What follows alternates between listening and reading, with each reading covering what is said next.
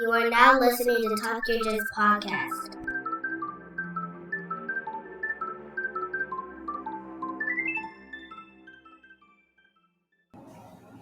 Welcome back to Talk Your Jits podcast. This podcast is, as the name implies, all about jiu-jitsu. I'm your host, Lamar Smith, and today's guest is a three-stripe blue belt who trains at Riverfront Jiu-Jitsu, located in Wilmington, Delaware. Ladies and gentlemen, Mike Schiavone.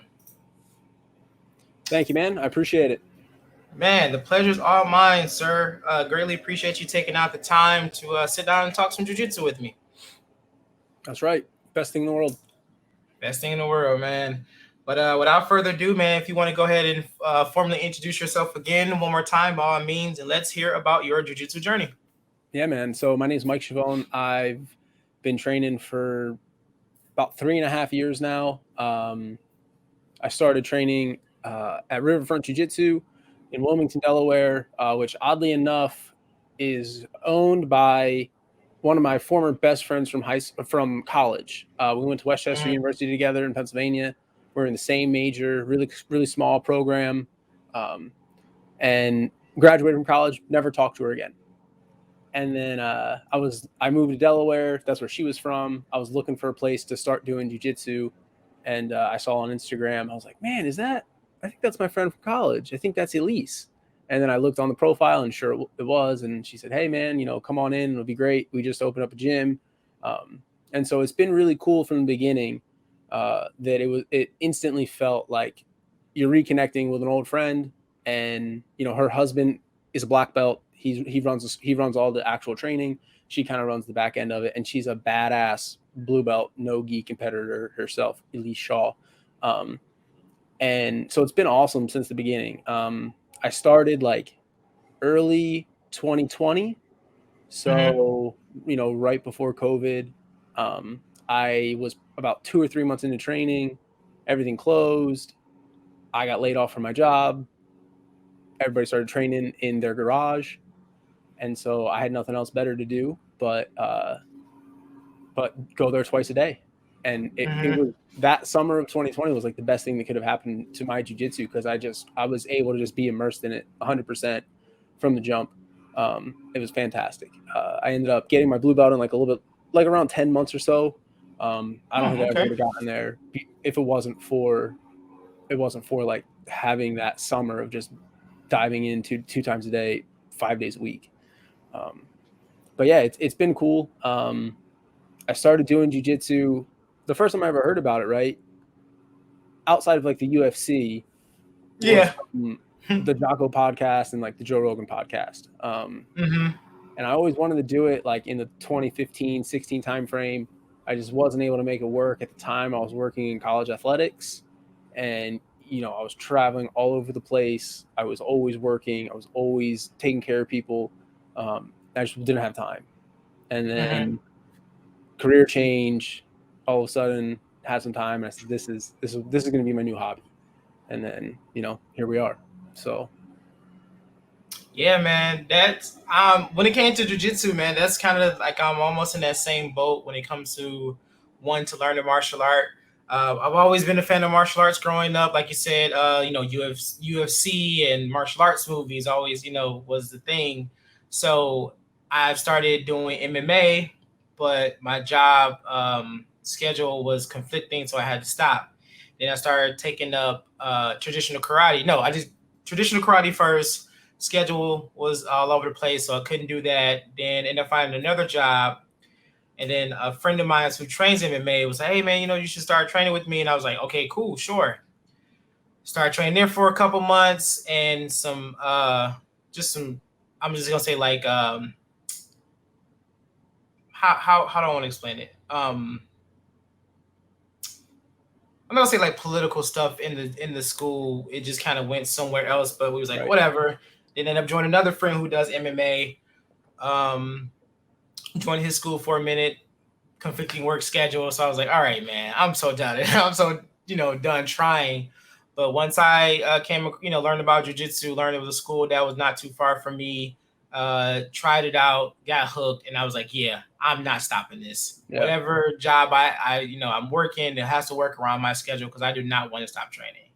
Yeah. And I you know just what? been You make it a priority, right? You yeah. can create time. So Yeah. And that's definitely exactly what I did. I was like, nope, this is something that's becoming very, very important to me. So my time doing jujitsu is sacred. right. Like, I'm not changing that schedule for nobody. Yeah. So unless my school changes schedule, but other than that, nope, I'm not changing my schedule for nobody. Right. So definitely. So with this school, is it a competition school or is it more like I'm gonna say hobbyist? I would say so. We're still relatively young school, right? We've only been around for 3.5 years. Mm-hmm. So in the last year or so, we've really seen a big increase in membership. Like when I first started, there was like 6 of us in the garage. And then we gym opens back up and there's 6, 7 people. A huge class was like 10 or 12. And then Mm-hmm. I mean now we routinely are 30 plus people in a class. Woo, man. We've got enough space, but we're like maxing out how much space we actually have Mm-hmm. to really be effective. But it's a good problem to have. That being said, we've got a lot of really new white belts that are eager to compete. And so I would say mostly hobbyist, but we Mm-hmm. have like I don't know, we've got maybe a dozen or so people that are relatively active going to competitions. I'd say, once or twice a quarter. Mm-hmm. I'm not competing as much as I was like a year and a half, 2 years ago, or as much as I thought I wanted to. Um, but I've done, I don't know, 5 or 6 tournaments. I've done a couple super fights. Um, Done okay. I've never won a tournament. I've gotten a couple bronze, couple silver. Um, but I've always enjoyed it. I love going out there and you really get to kind of test yourself and see what you can do against somebody that's actively trying to murder you, right? Um, Yeah. I've always enjoyed it. I always felt like either I got a lot of work to do or like, wow, I'm actually pretty happy with how I did. Like that was the stuff I've been doing is actually working. Like it's always like rewarding to see that you can go in there in a live situation and the stuff that you do in theory day after day after day actually works full speed.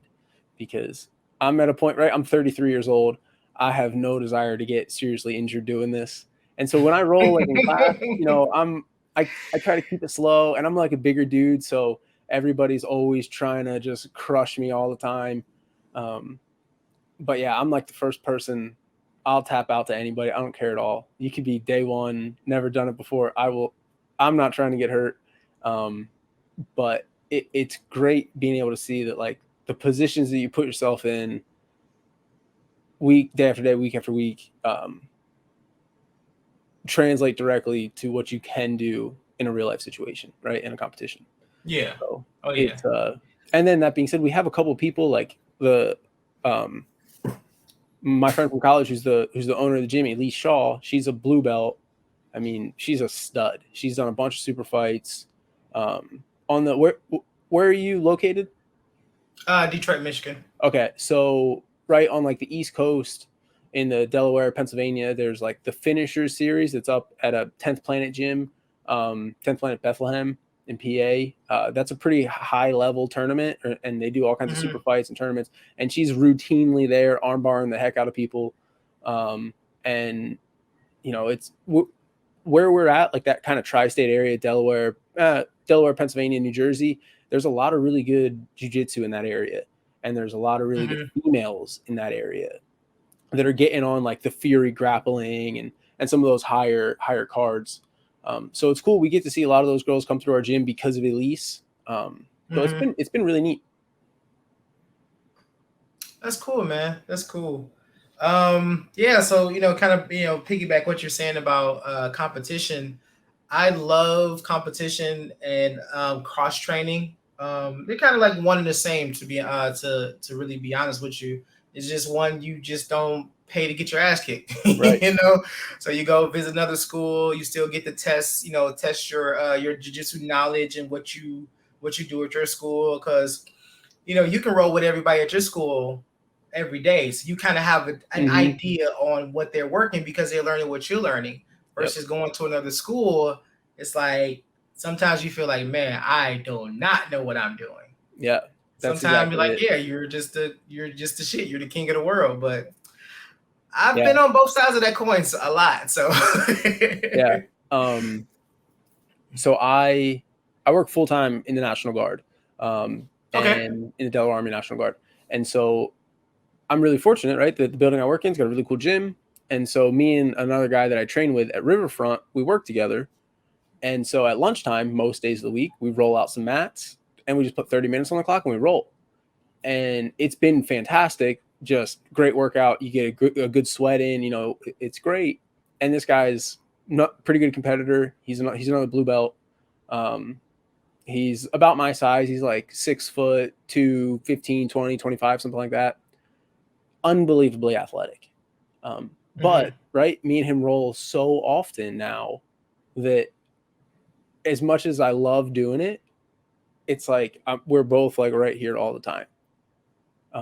And so, we've done things, we've implemented. So instead of just putting 30 minutes on the clock, we'll do like situational stuff, or we try to really gamify it a little bit more now.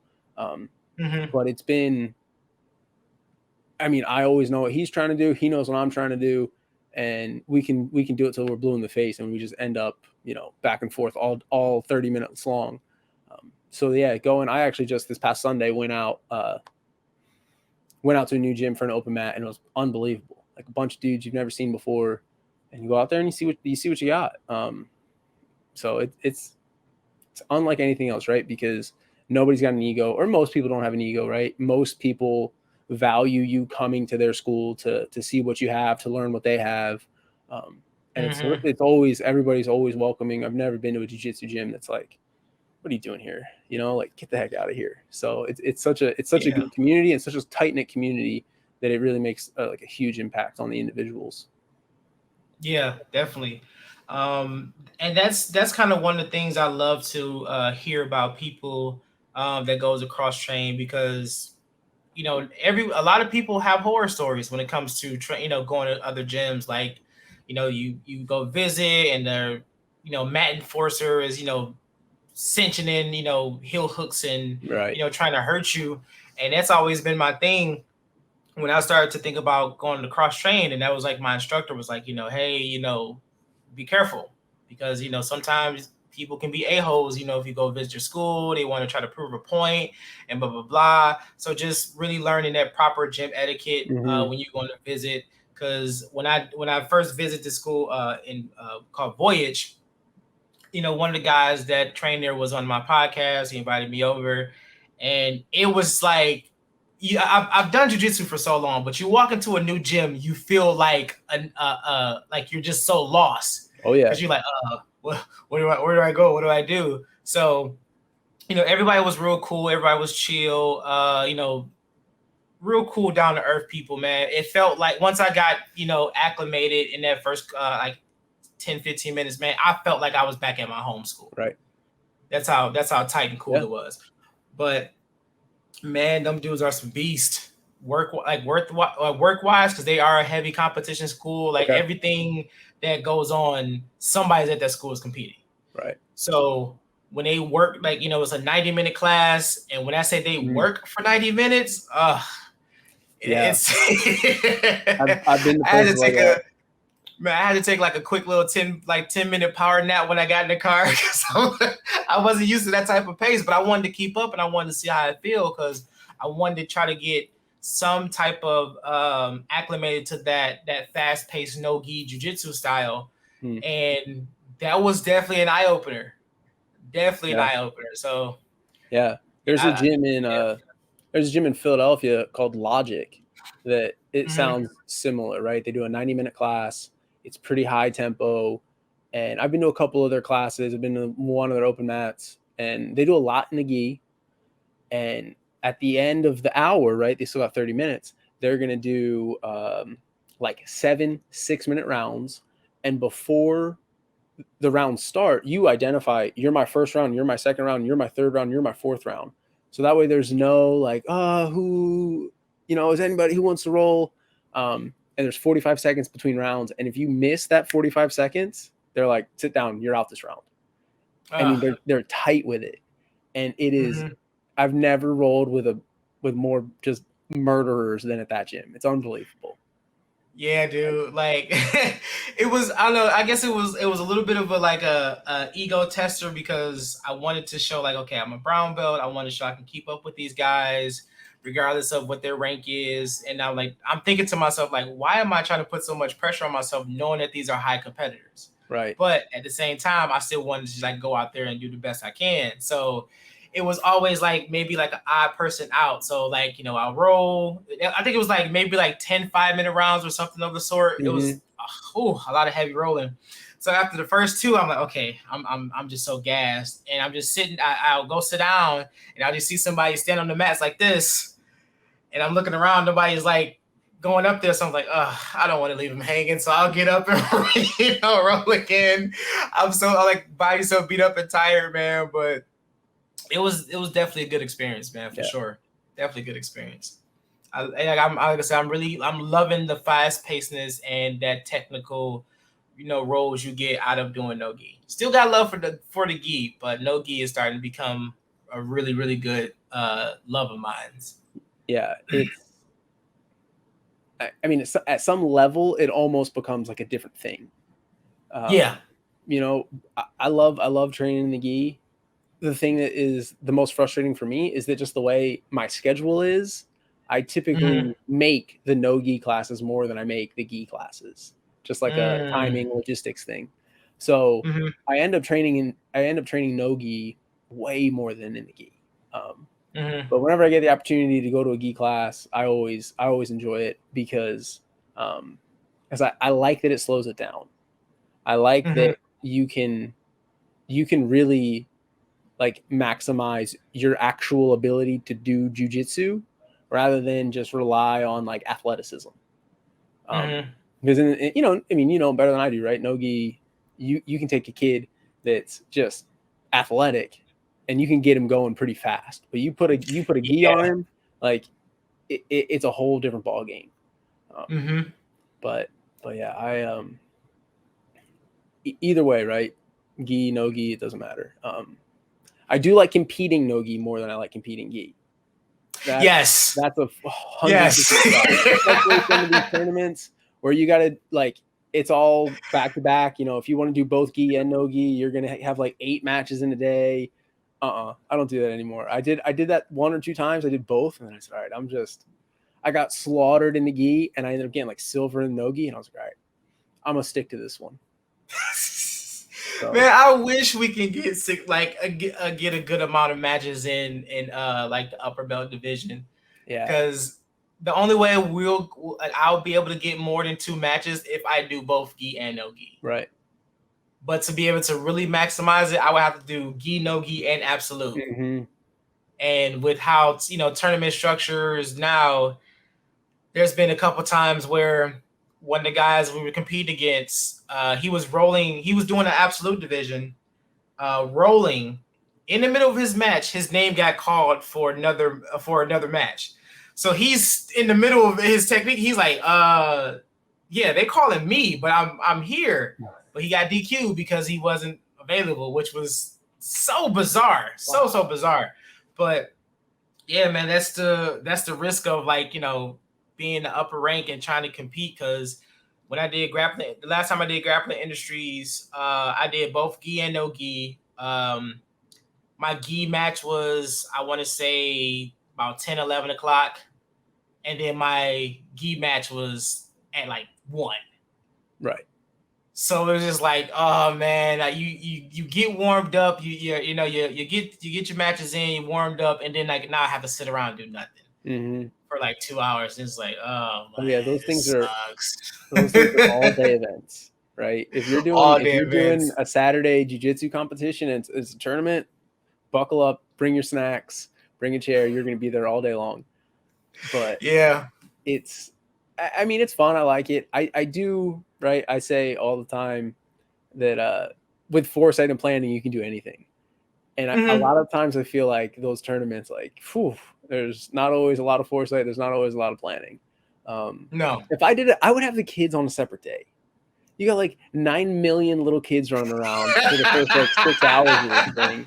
And then you got me just like sitting there like, how many more are there? Like, just do it on Yes. two different days. Or, I mean, and I'm a guy that's like usually trying to like just barely make like a 205 weight class. So I'm trying to weigh in as fast as I can. But at the same time, like, just be like, hey, don't come here until 5:00. Get here at 5 p.m. Yeah. Like, it'll suck, whatever, if you're tight on weight, but like, just make it two separate. I don't know. We're not here to talk about how to run a jiu-jitsu competition, but I mean, but it's the truth though, man. yeah, Because like you said, like it's like nine, like it's like you go to a tournament, especially like Grappling Industries or Naga, I believe, but it's usually about like what 8 or 10. There's about 10 mats out there, yeah, 10 matches going at once, and they're all kids.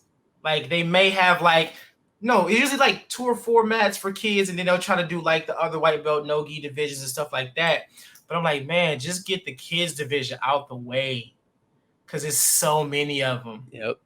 So many of them. So it's like, all right, man. All right, we got it. Just, I believe like they should do, even if they do gi on like one day and then no gi on another day. But I Yeah. think that'll like alleviate a lot of sitting around time too, because you ain't got to be there all day to wait for your second match. Right.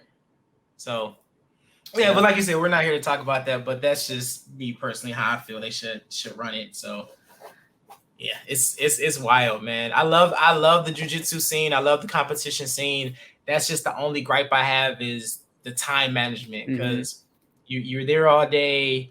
You go in early to weigh in because they want you to weigh in like I think it's like an hour before your match or something like that. But you don't know what time your match is because it depends on how many people show up. That's right. So your match could be, on the tracker, you're like, oh, your match starts at 10:30, and you blink, it's like your name being called at 8:00. It's like, what happened? So yeah, the last competition I did was the good fight, and right, submission only, and yeah, I had to weigh in at like 1 p.m.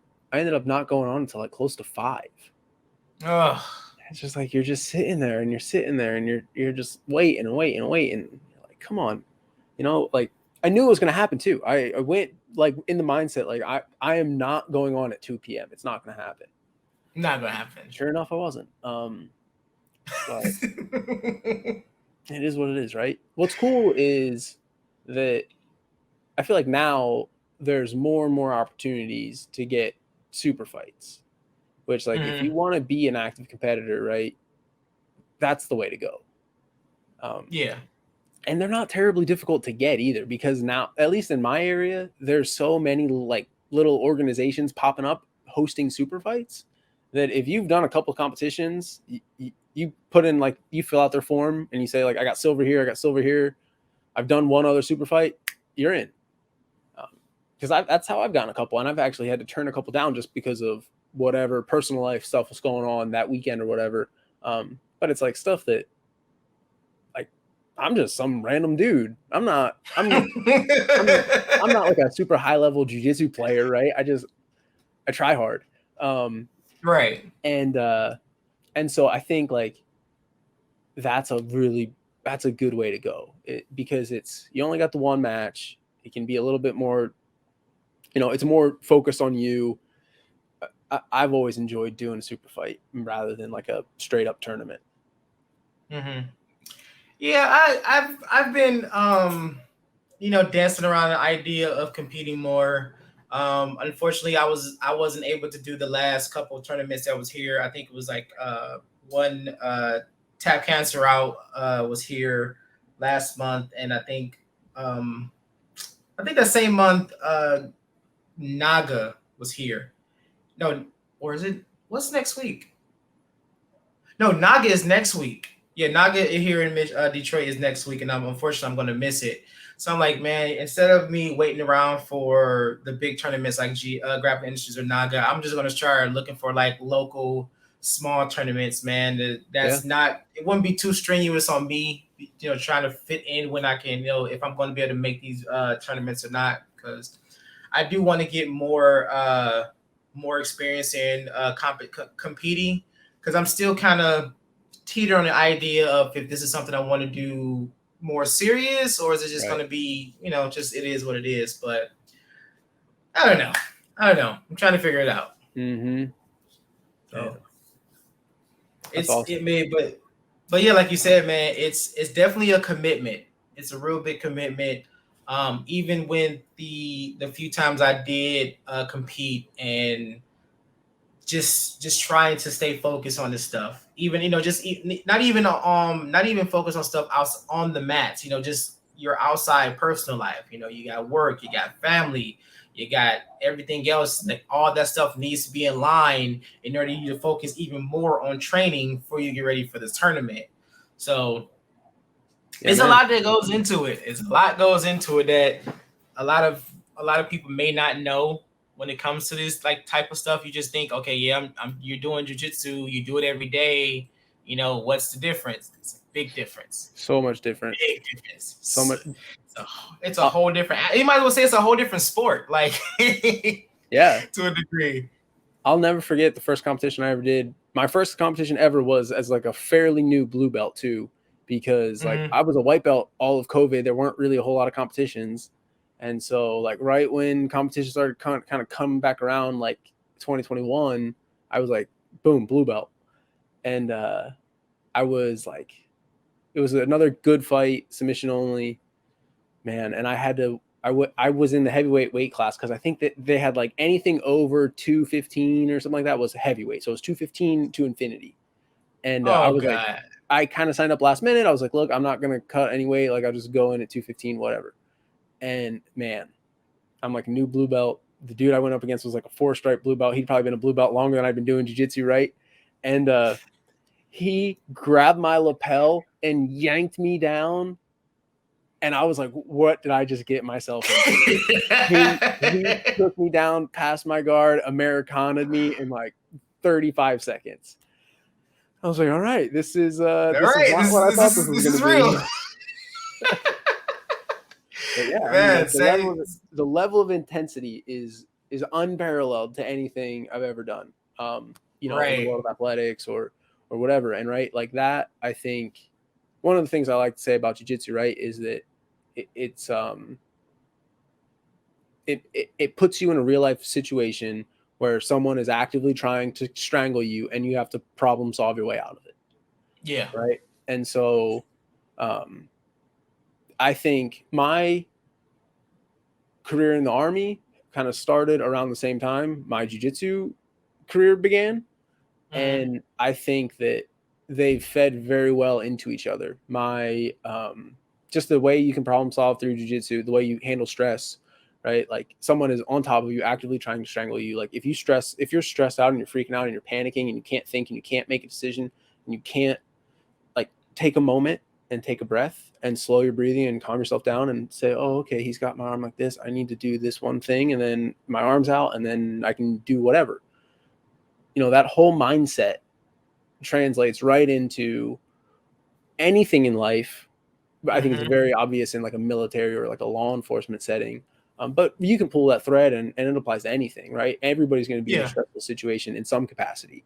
And if you choose to expose yourself to it here on the mats, the thing that you go do, so-and-so cuts in front of you in line at the grocery store, like you're not going to lose your cool because like you've been in more stressful situations, right? That's why jiu-jitsu is like, Jocko always says jiu-jitsu is a superpower. I don't think it's a superpower because like it makes you big and strong or it makes you be able to fight, right? It makes it a superpower because you can think through problems better than other people can. That, in my opinion, is the superpower.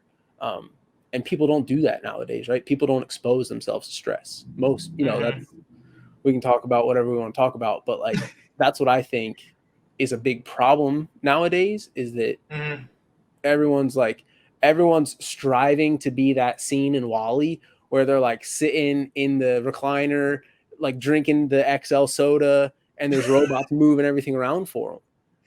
And they're just wasting away.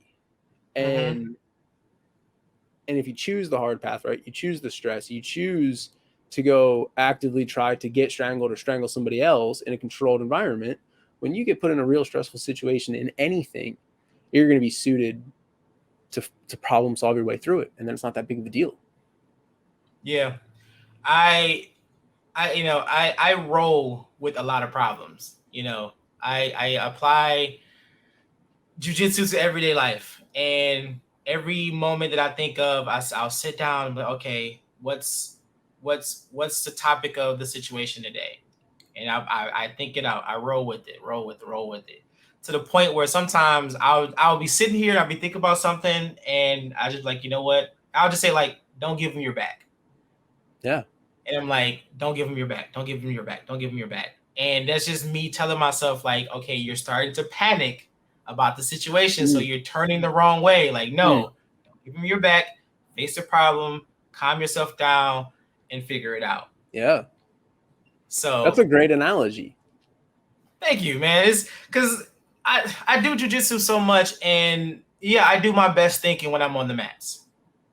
Like whatever whatever issue I'm dealing with, I'll just like, hey, let's roll. And I'll just work. Just work. To just, to get my mind focused enough to where like it's not the problem is not on the forefront, but it's still there enough to where I can calmly think about it, but also focus on my jujitsu. Yeah. So it's like once I get those good rolls in, it's like, okay, I got that out. Now let's look at this problem, figure it out, and like you said, it in the end, it's not that big of a deal. Yeah.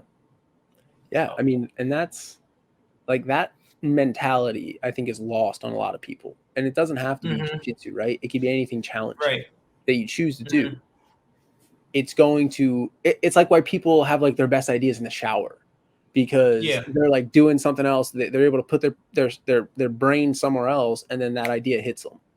It's like a similar idea where when you're doing jiu-jitsu or you're doing whatever, you're doing CrossFit or you're doing, name the physical activity, you're going for like a ultra marathon run, right? Your brain is somewhere else, focusing on something else, and it gives that other part of your brain an opportunity to problem solve its way through the thing that was bugging you at work or whatever. Man, it's powerful. It's very, very powerful. And it like like you said, Jocko said, it is a superpower in a sense of, you go in this place, like you said, you're in a stressful environment every single day, you're powering through it. Once if you make it to the end of class, like, okay, I'm stronger and I'm bigger than my problems. And if you're able to keep that same mentality off the mats, you'll be surprised how much more stuff you can get done.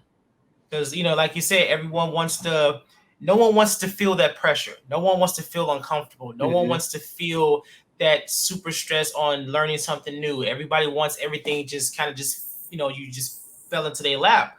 But it's not going to work that way. Nope. Because I got, I explain this to my wife a lot.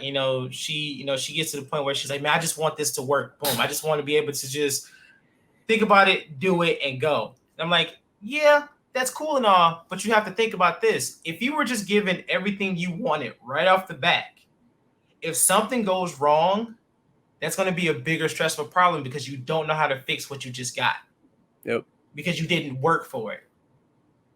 But if you continue to work and build on it, if something goes wrong, you already know how to approach the problem well enough that where it won't throw everything else off. Yeah, man. So that's jiu-jitsu for you, man.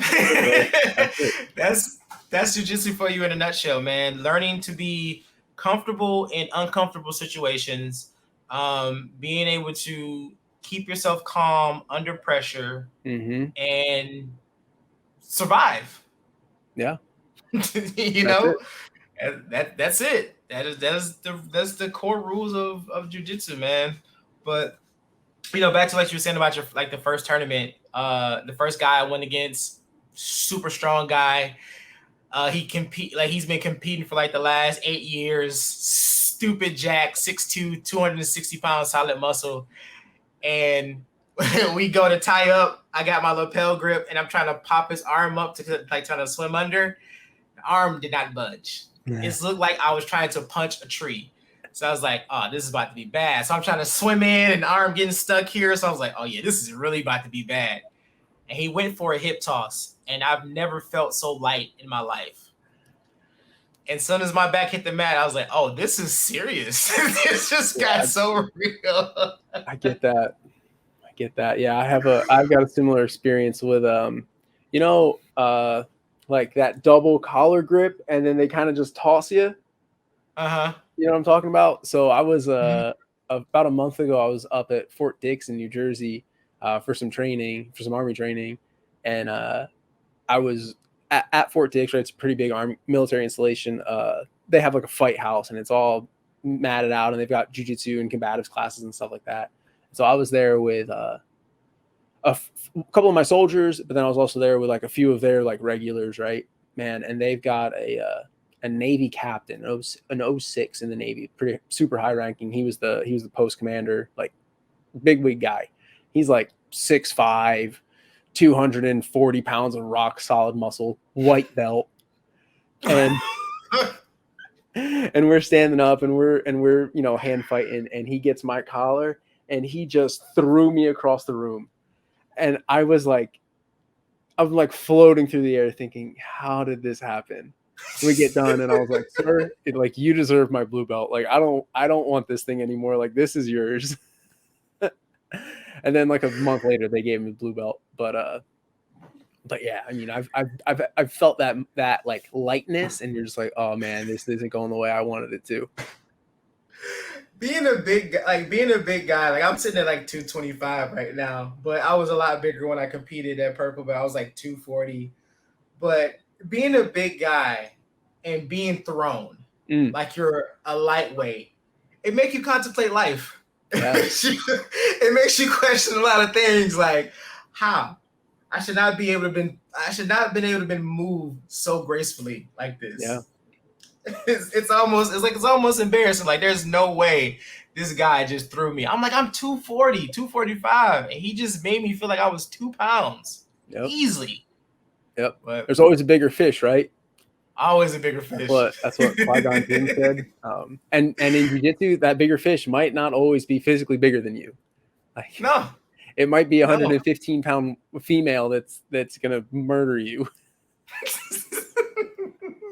I didn't seen some females that scares me. I'm not even gonna lie. I've seen a couple female on TikTok and YouTube and whatever, and it's a couple of them I do follow, and I'm just looking at these girls like, man, you are dangerous to be that small. I don't know what it is. Like, you can see a guy be that small, and you be like, okay, yeah, he's good. But you see a female that's small, and you see her rolling with dudes our size and just handle them. It's like, oh my goodness, like, no, thank you.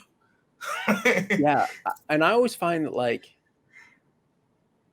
there's always space for them, right? Like for me, if me and you were to roll, like either one of us is gonna be like, oh man, like this is another big dude. Like there's not a whole lot of space for me to move my arm or whatever. But like I could have one of the like. At least I could have her inside control, right? And I don't want to just like put 220 pounds down and just like use my weight. But at the same time, like you're trying to be heavy, right? You're trying to do it the right way. And then all of a sudden it's like she's behind you. You're like, how the heck did that happen? Like there shouldn't have been that much space. Like against somebody my size, there would not have been that much space. But with you, there was plenty of space. Like that's the thing that I'm constantly struggling with. Like, how do you manage the space against somebody that is that much smaller than you, but also like very skilled at what they're doing, right? Yeah. I struggled. I've got another kid that trains at my gym that he's 18. He's I think when he turned 18, they gave him his blue belt. But he's been training for like a long time. Very good, but he's like 5'6", 110 pounds. He's 18.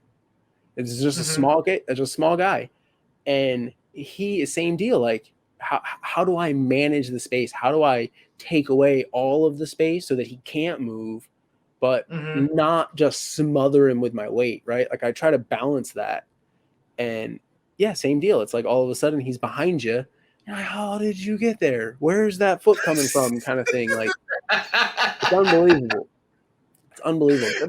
But again, like that's the other thing that's so cool about jiu-jitsu is that like you put me and that kid in like a boxing ring, right? I've got a foot on him.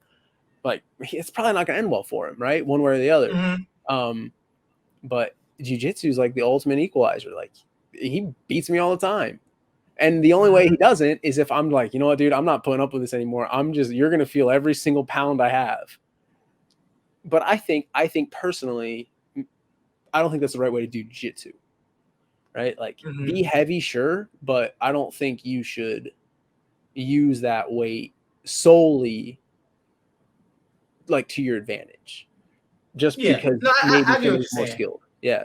Mm-hmm. Like you have to balance, I think, that being heavy but like smothering someone. Controlling your weight, right?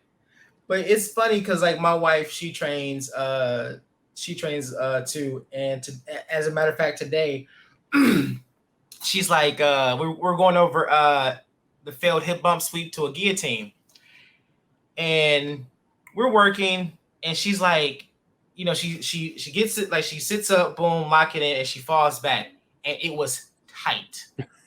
Before she even reached in to grab her hand, it was like tight. So I'm like, okay, she's doing it right. And then when I felt her reaching to grab her hand, she like shifted and she lost it. And I'm like, okay, this is what you do, blah, blah, blah. We fixed it. And I'm like, and she's like, well, I don't want to hurt you. I'm like, no, you're not. But come on, like, you have to learn how to do this properly. But man, when she set up and got it, and she wasn't even all the way back yet because her arms were so short. So she was like maybe halfway down, and the choke was so tight. And I was like, oh God. Okay. And I tapped, and she's like, what happened? What, did I do it right? I said, oh no, you did it right. Yeah, you did great. Perfect. You did great. I had to walk it off. Like, you did great. Thank you. But she, you know, she always says she has that fear, like being, you know, being the only female in the class, you know, obviously being smaller than a lot of the guys there. She's like, well, I don't feel like you know, I would be effective. I'm like, no, you get a little bit of technique under you, you're going to be very dangerous. That's right. Because you have short arms, you have small wrists with it, and hands that can fit anywhere. That's you right. will be dangerous. Yeah, if anybody gives you the littlest bit of space, you can fill it. Like it's super easy to do that, especially in no-gi. Like, and especially in no-gi. Yeah, and once she realized that, man, it's gonna be a problem. I know it. I know it. Yeah, I'm excited. But I love watching like a high level female jiu-jitsu match. Like it's so entertaining, right? Because they're super flexible, they're super like athletic, they're doing flying arm bars and triangles and crap that I would never dream of doing. And like it's just like it's competitive on like a different level. I feel like I've always felt that about like pretty much any like high level female sports, right? Like there's just like a different level of competitiveness between, I think, two females versus two males. I don't know what it is. I can't put my finger on it, but yeah, you get like, or even like a UFC fight, right? Like a high level female UFC fight is way better than most male UFC fights, in my opinion. Same deal with jiu-jitsu. I think it's when it comes to like, you know, when it comes to martial arts, you think about you know, a physical violent sport. You think, you know, obviously the first thing you think about is gladiators, two men fighting and, you know, trying to kill each other. So you kind of expect that it's going to be high intensity or whatever. But then when you get these, you know, these women that into these contact sports, and it's like, what are you doing here? You know, but like you said, I would take a high level match, females division match over anything now. Because like you said, it just seems like there's so much more, and if like females in jiu-jitsu are way more technical than any man I've saw. And I'll be sitting back and watching like,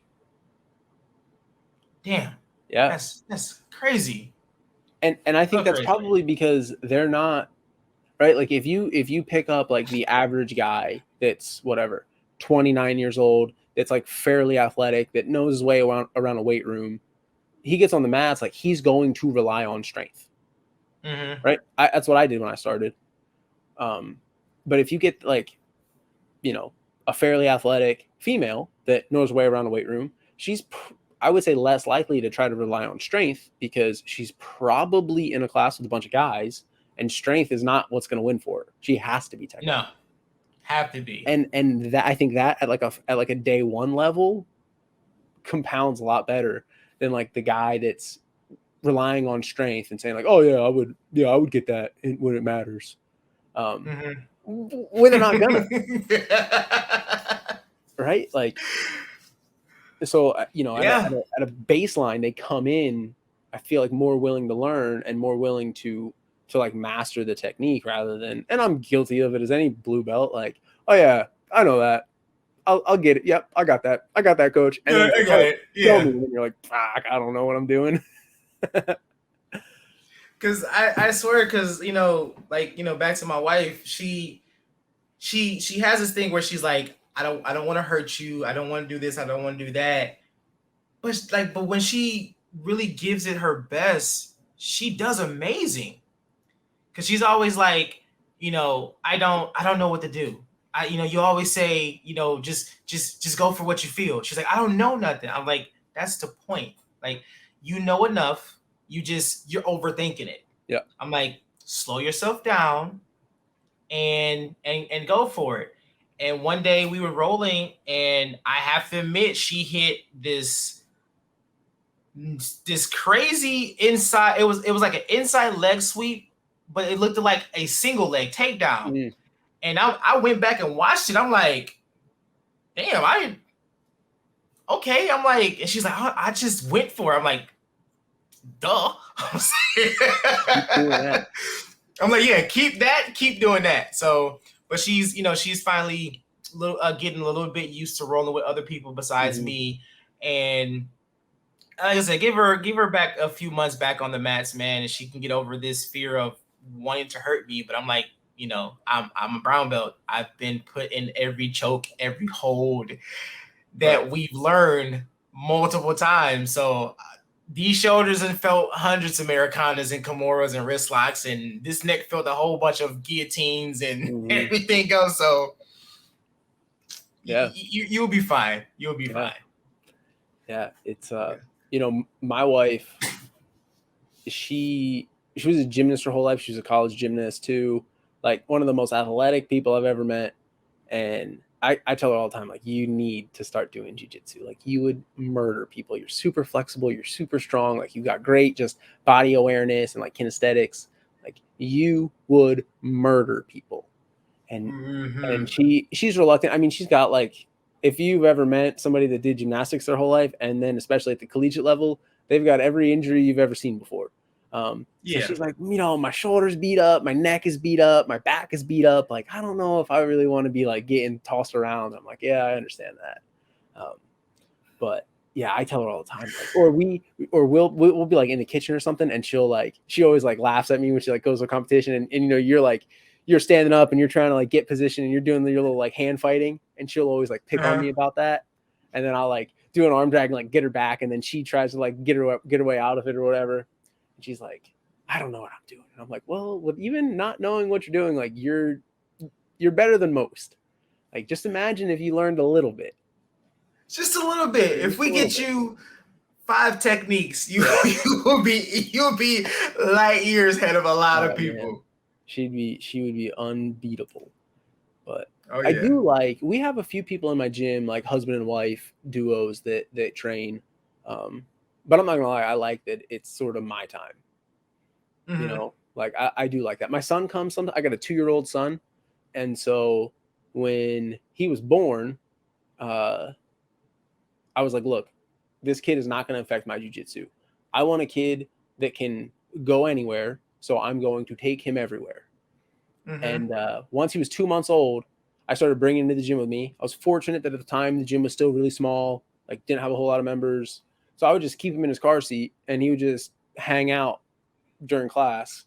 And then as he got a little bit bigger, we would like barricade him in the corner with like grappling dummies, and I would do class, and if he got fussy, like I would hold him and then I'd pass him to the next guy while I drilled, and then we would just pass him around, and he was cool with it. And then as he got even older and he's like walking around and stuff, then it got a little bit more difficult because it's kind of at the same time the gym was like getting more and more members, so there wasn't just like space for him to kind of be around in. So then I had to stop bringing him, but then I just started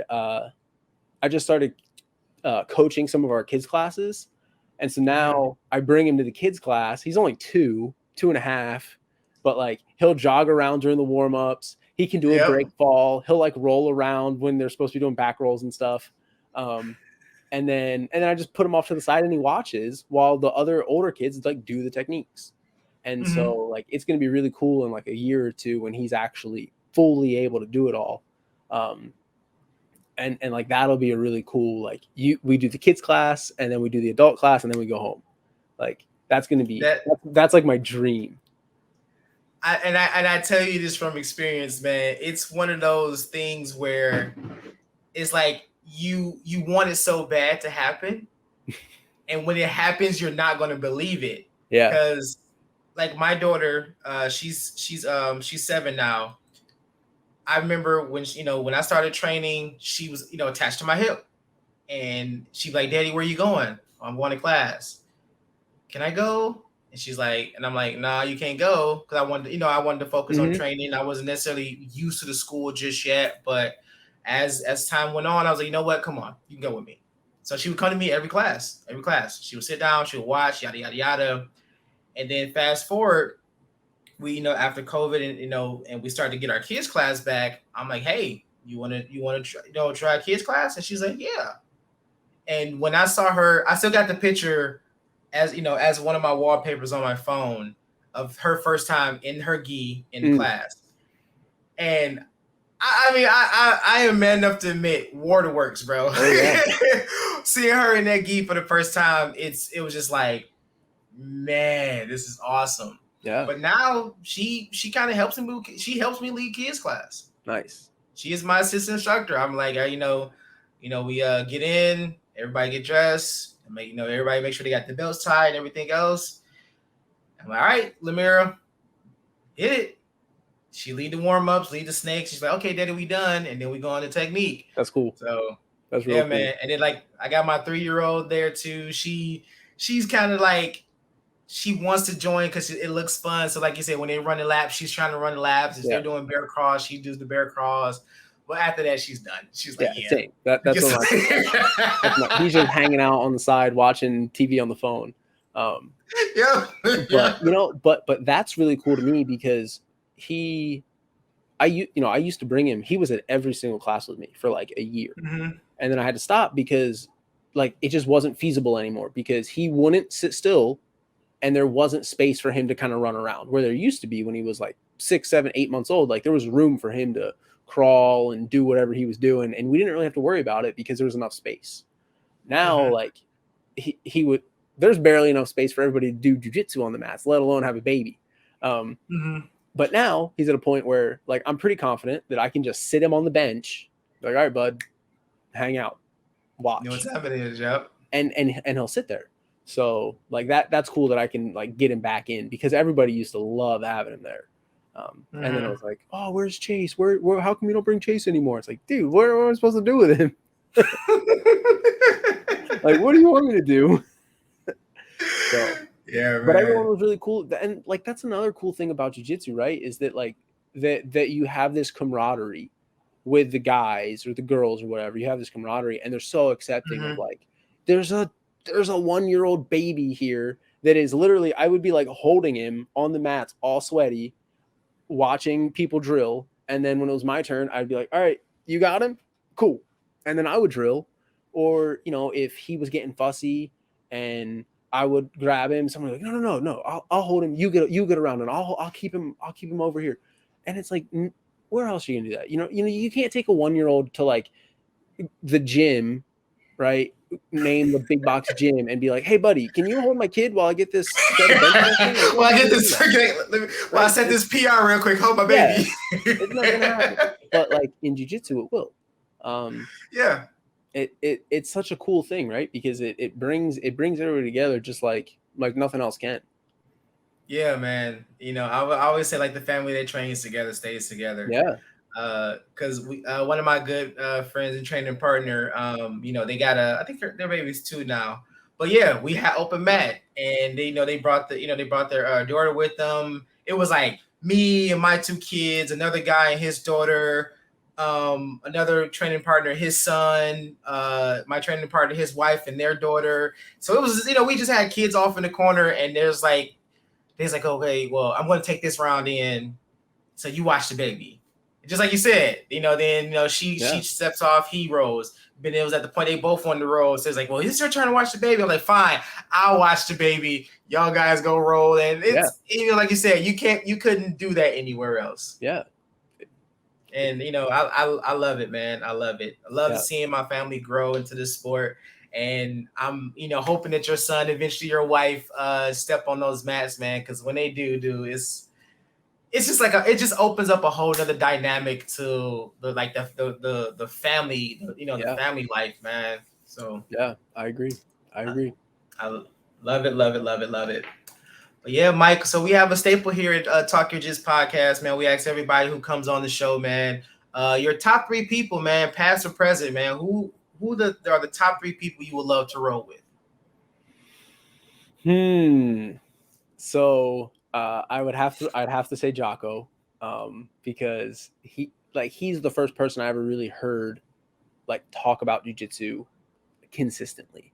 And I'm a huge Jocko guy. Just where I was in 2015 when his first book came out and the podcast came out, changed my life. And then who else? I'd love to roll with BJ Penn. He was one of the first big UFC fighters I got into and really supported. And he's a dude that got his black belt in 3 years. He's a murderer. Prodigy. And then who else?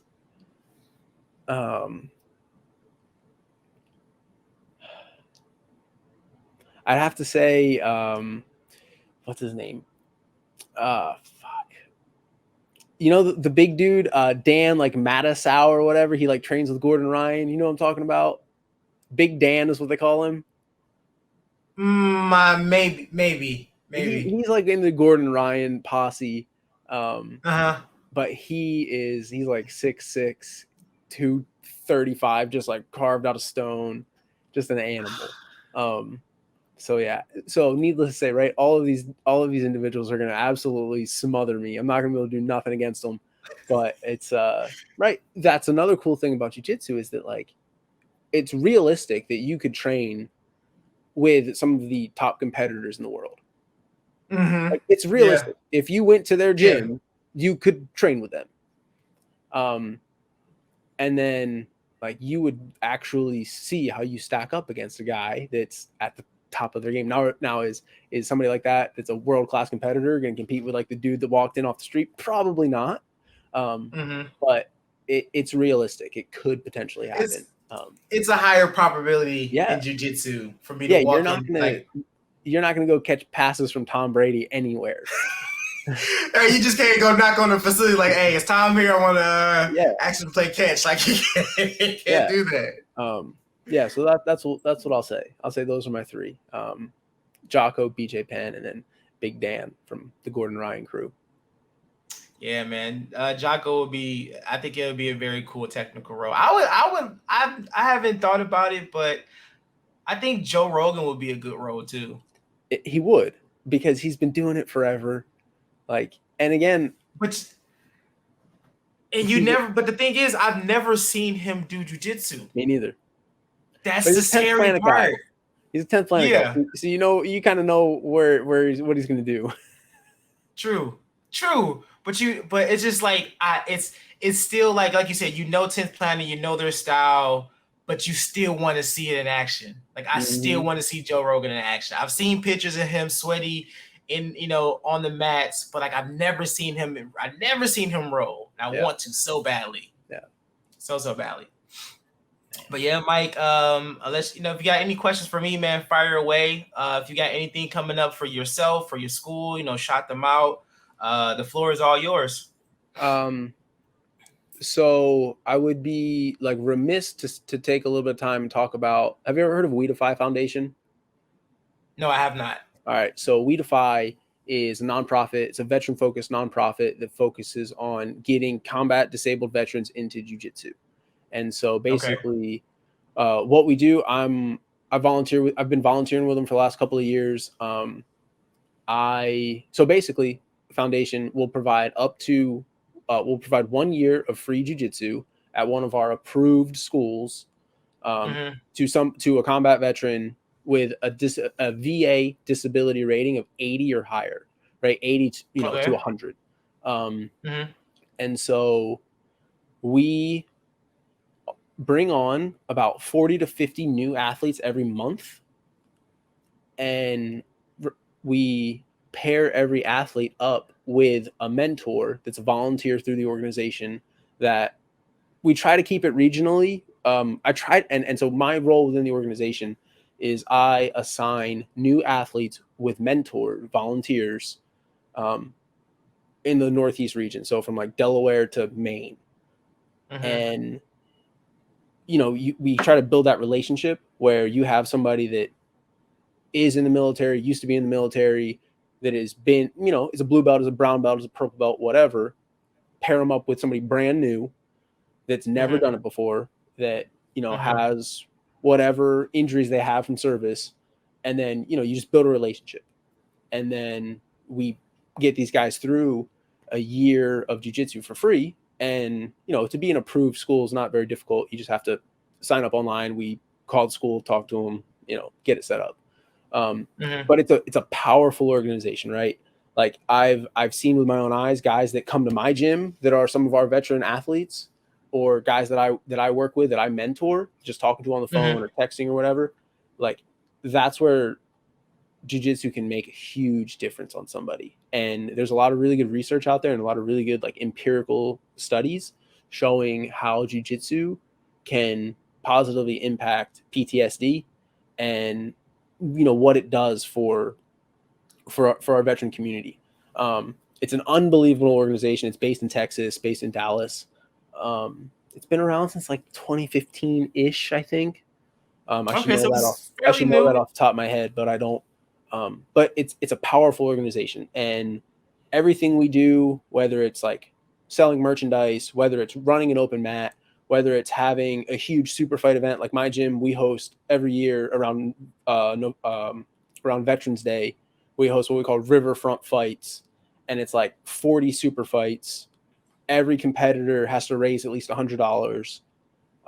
We get donors and all this stuff, and we'll raise like 20, 30, 40,000 bucks that go straight to your organization, straight to scholarships, because we say it costs about Wow. $2,000 a year to put a single athlete through, and we're adding 50 people every month. Now we're losing 50 people every month too, but Mm-hmm. it's at a rate where the 50 that we're bringing on, we're losing we're turning away between 2 and 300 other applicants. Um, so like the demand is super high. It's That's awesome. almost 100% veteran or volunteer run organization. Most of the volunteers are veterans or currently in the military themselves. Um, but I think there's only like 2 people within the organization that pull a salary. Mm-hmm. Like the guy that's the vice president, I thought for years was like, oh, this is his full-time job. Nope, he's a commercial airline pilot, and then he does this on the side. Just like, I mean, I do I don't know, between like 5 and 10 hours of work a week for this organization, Mm-hmm. just as a volunteer. But yeah, I would, anybody that's listening, anybody that is a veteran, is currently in the military, wants to get into jiu-jitsu, We Defy Foundation is an unbelievable way to make an impact, either as a volunteer or as somebody starting out new, if you kind of hit the qualifications and we can get you in. But I've done a lot of work with nonprofits in my day, and there's nothing more satisfying, nothing more pure than what we do at We Defy Foundation. and it's you see a direct immediate change in a human being when they get when they are put back into a situation where they have that camaraderie, they have that brotherhood, and they're doing something hard with a purpose. Right. Now, the more you talked about it, I think another guest was talking about that. I got to go back and find his name, but the more you talked about it, I'm like, I think I've heard that before. Yeah. It's because I think he was in the military, so he Yep. Christopher Gaddison was a guest a couple episodes ago, and he was talking about We Defy Foundation. So yeah, man, I love what you guys stand for. That's truly amazing. As a person who I've never been in the military, but I can say for sure how much jiu-jitsu has helped me mentally. Yeah. On so many occasions that, you know, I've talked about before, because it definitely got me through some very, very, very dark times. Yeah. So I truly stand behind it, man, and I hope that you know, people who hear this join jiu-jitsu, join the organization if you guys are vets or no vets who are willing to do it. And man, yeah, it's big, and I hope it gets bigger for you guys. Yeah, man, I appreciate it. Yeah, not a problem, brother. Not a problem. Well, that's the end of today's episode. I would love to thank Mike one more time for coming on the show and, you know, sharing his tales and experiences with us. Please go and follow our Facebook, Instagram, and YouTube page to stay updated on all future episodes. This has been Talk Your Jits Podcast. Keep rolling, keep grinding, and remember, long live jiu-jitsu. Have a great day. All right, brother. Thank you, sir. My pleasure, man. Happy. I'm pumped.